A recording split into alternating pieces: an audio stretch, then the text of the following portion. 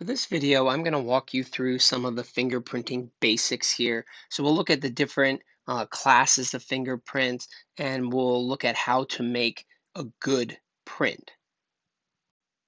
So here's the basic definition of a fingerprint. It's just an impression of the pattern of the ridges on a person's finger or toe. So if you look really closely at your own fingerprint, you can see the different lines on the print, and that's going to be part of what makes up your fingerprint.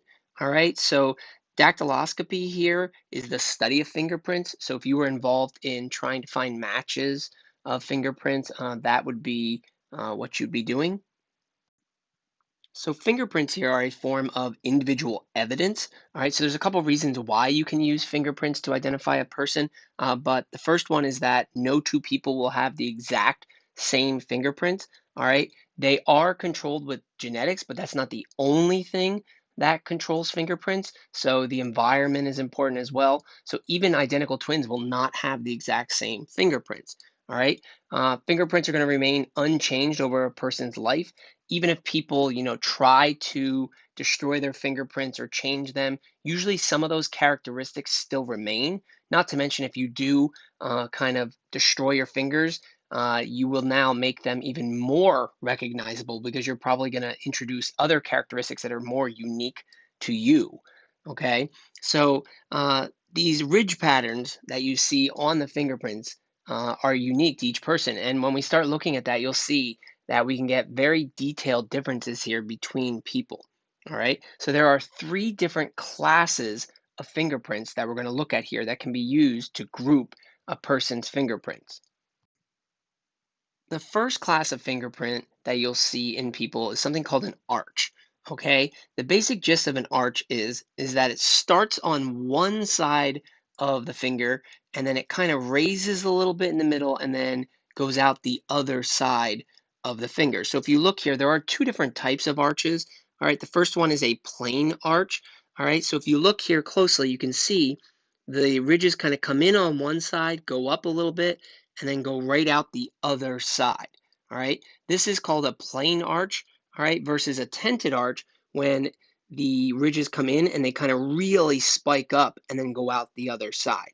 All right, so it is pretty easy to identify the difference between a plain arch and a tented arch. So I would say that's something you should be able to do.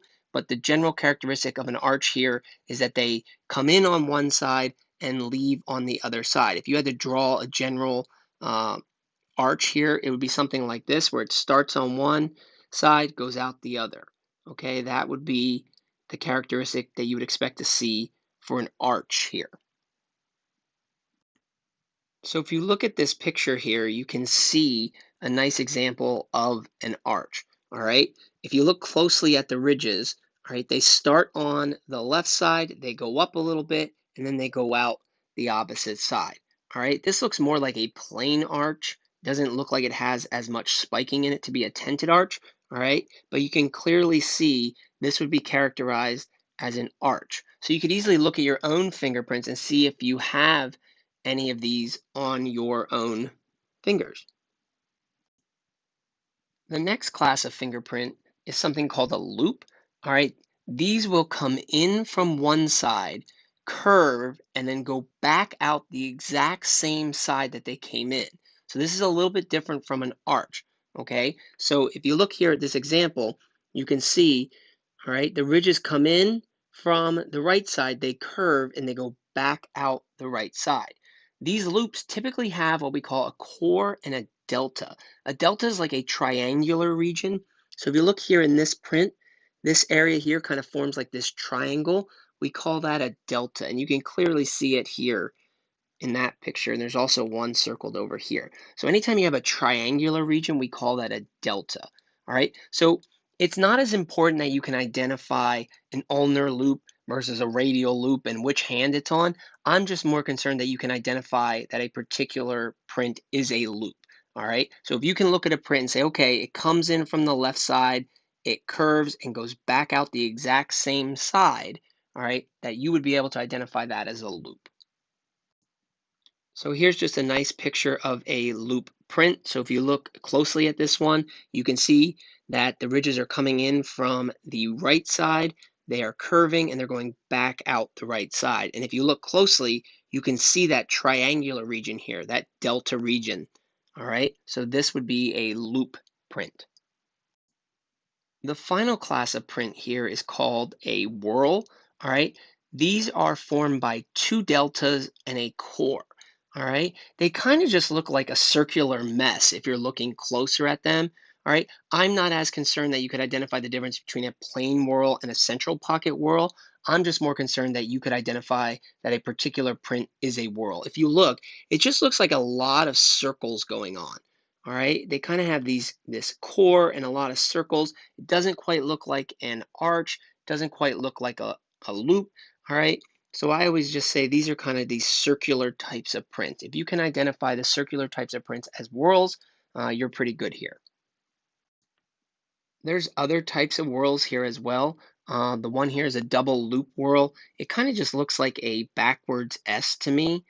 All right, so you can kind of see it has like that backwards S characteristic. And then there's an accidental whorl, which kind of is just like a mess of fingerprints mixed together. That's the way I like to think about it. It just looks like a mess of a print. They didn't really know what else to call it, so they called it an accidental whorl. Again, I'm more or less concerned that you can identify a print as a whorl, not necessarily needing to know that it's a double loop or an accidental whorl. Okay, just being able to identify, hey, look, this looks like a whorl based on what I'm seeing, you'd be good to go.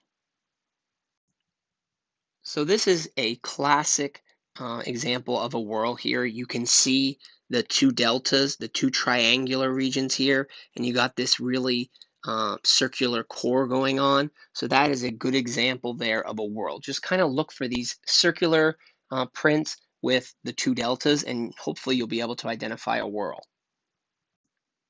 So if we take a moment here to look at these 5 different prints and see if we can identify the class, it might be a good idea if you pause the video, look at these, see if you can identify whether they are an arch, loop, or whorl.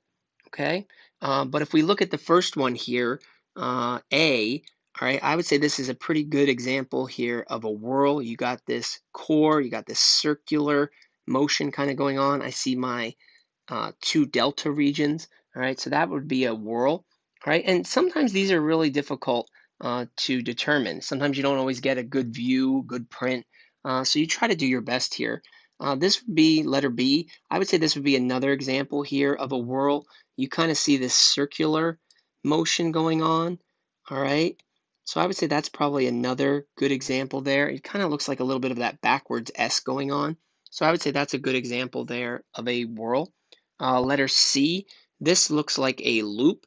All right, it's coming in here from the left side, it's curving and it's going right back out the left side. So that would be a loop. And it looks like D and E are both arches. All right, they start on one side, they go up a little bit, and they go out the opposite side. So starts on one side, goes up a little bit, and goes out the opposite side. All right, so it's very important that you could identify prints as either arches, loops, or whorls. Being able to make a good print is very important here. All right, so sometimes people think, oh, you just kind of tap the finger down on some ink and then tap the finger down on whatever, paper or whatever you're using, but that's not how you make a good print. You want to make the print as wide and clear as possible here. So the first thing you would do is you would roll your finger across the ink or whatever material you're using here to print. You just want to get the fingerprint surface covered enough with the ink material. And then you roll the ink covered finger across the paper from left to right. And you do this just one time. You can't go back over the print or it will smear it, make it blurry. All right. So we don't want to do that. You just start kind of on the left side of your finger and then roll across to the right side. And that will hopefully give a wide print. And you would just continue this process for all 10 fingers, and then you could look and see whether you have arches, loops, or whorls. All right, so the idea here is you're rolling the finger from left to right one time and try to get as wide and clear a print as possible.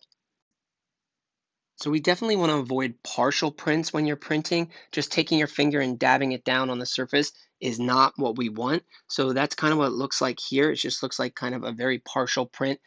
Something like this, all right, even though it looks like a mess, that is a good print because you're getting a very wide print. You're trying to get the entire surface of the finger here on the paper. All right, so you want to be able to see the print. It's nice and clear, and you have a nice wide view of it. So that it would be a good example of a good print.